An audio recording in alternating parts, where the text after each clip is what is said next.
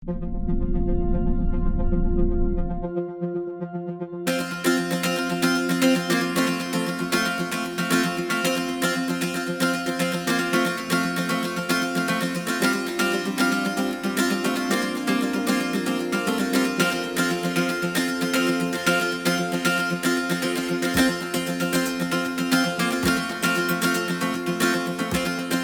ano po, alis na po ako.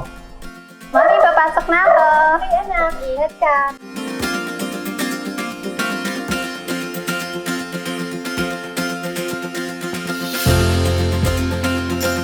Nakita ko yung online advertisement about dun sa job hiring nila.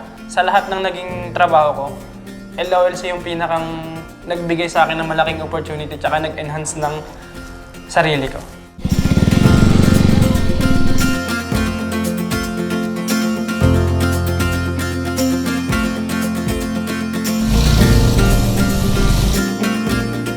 Bago magsimula ang pandemic, nagtrabaho ko sa isang car dealership bilang accounting assistant. Ngunit dahil sa COVID-19, napilitan ng kumpanya na ilagay kami sa skeletal workforce. Hanggang sa nagdesisyon kami na maghanap ng mas magandang oportunidad. Doon, nalaman ko sa isang kaibigan ang LOLC Bank Philippines.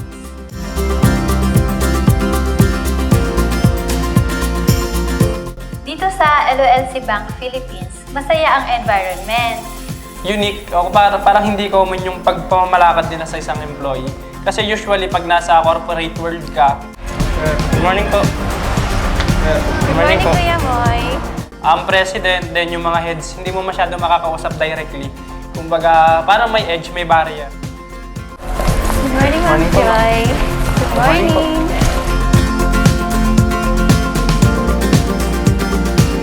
Good morning, Sir Good morning, Levy. Sir Levy.